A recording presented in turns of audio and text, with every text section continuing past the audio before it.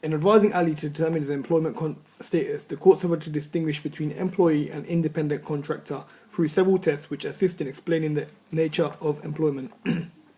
Firstly, the control test, which the courts would use in early practices.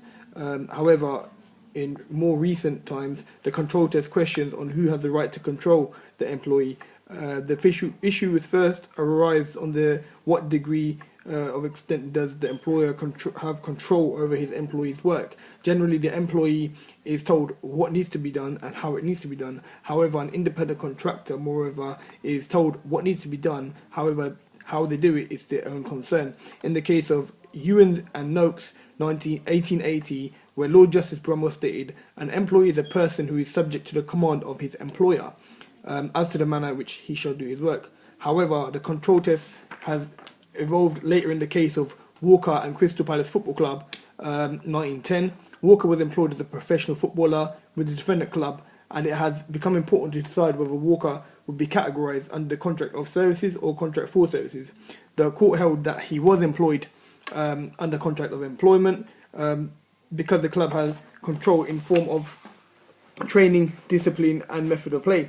Furthermore, Zuiges and Worth Brothers 1955 redefined the control test, providing that the employer will be the party having the ultimate control of the worker rather than the specific task to be performed. Thus, background control is very important. In this case, it would seem that because Ali has to wear the company uniform, and he has to inform them if he cannot chase up any appointments and if he cannot make it to any leads. Also, if he can't get any substitute to cover for him, then he would need to. This would be deemed as control on terms of the part of HPC. He also has no set hours. However, he does have to man the showroom one Saturday every month. Nevertheless, if the control test is interpreted in modern working practices, it would seem to be insufficient due to the existence of highly skilled professionals. Henceforth, it would make detailed control merely impossible. The professional may perform the job on their own judgments due to their extra knowledge, which no other person has. Yet the problem would arise when there is an injured third party as a result of their negligence at work. Thus, it led to the integration test. The integration test or organisation test is considering whether a job is part of the contribution to the profits of the company.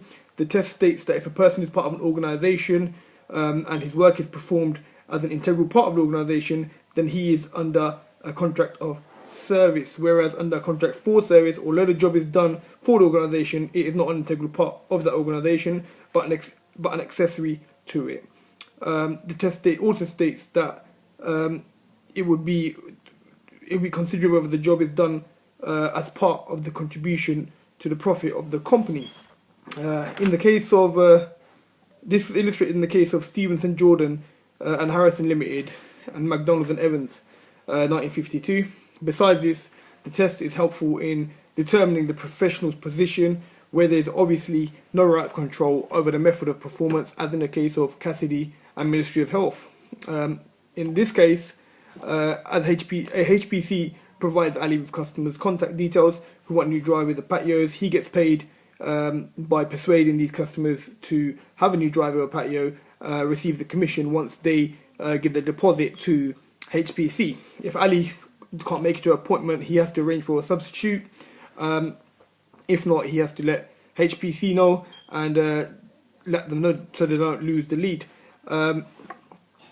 Therefore, it does seem that Ali is part of the organisation because HPC gives him customers to make appointments with. When he does make a sale, he's given, and the customer does pay the deposit, he receives a commission.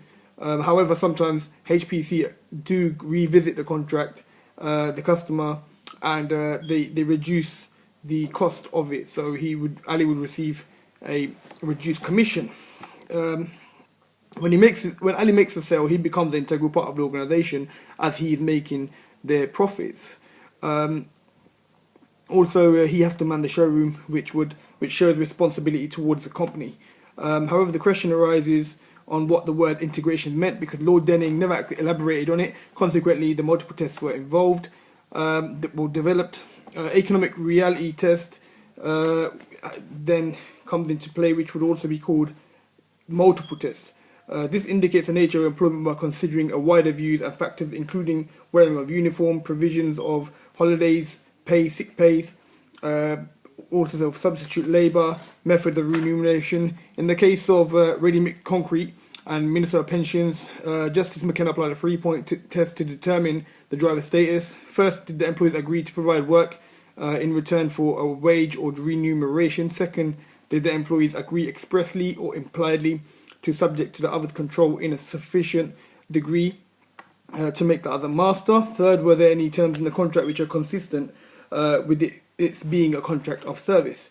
In this case, it was held that there were factors which were inconsistent with contract of service. Thus, the drivers were independent contractors. However, this decision was later criticised in the case of Market Investigations Limited and Minister of Social Security.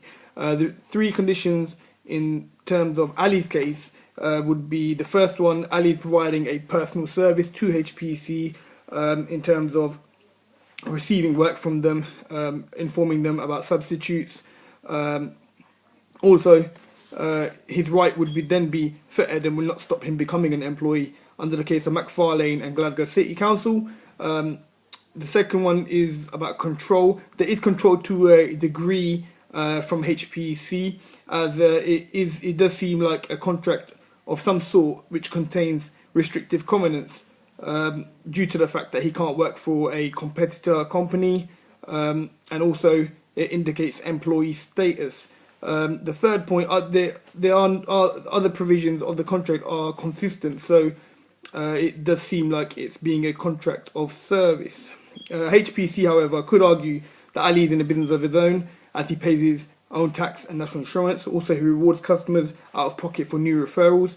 However, Ali does receive a commission when the customer pays their deposit, and when HPC do revisit the customer then and reduce the price, he receives a less of a profit, which means that it shows control over payment by HPC. As well as this, he wears their uniform, so he would not be allowed to work if he did not wear the uniform. Furthermore, there was a development in court, in the court test known as mutuality obligation test, which indicates the status of casual or part-time workers by looking into the result of existence of a contract of employment in where both employer and employee must have obligation in respect of one another. In the case of O'Kelly v Trust House 48 PLC 1983, it was held that casual workers were self-employed because there was no mutuality of obligations between both parties, as the employer was not obliged to provide work and the casual workers were not obliged to offer their services. This was a two-tiered concept. Firstly, a contract must exist. It's not sufficient on its own to amount to a contract of service. Secondly, there must be a mutual obligation to offer and accept work. In this case, HPC offered the work, Ali accepts it. If he can't chase it up, then he has to arrange for a substitute or let HPC know so they do not lose the lead. The fact that Ali pays his own tax and national insurance points toward being self-employed, as does the fact that he gives gifts to customers. However, the fact that there is control, he has to wear a uniform, and his right to send a substitute is limited, there does seem to be mutuality points to being an employee.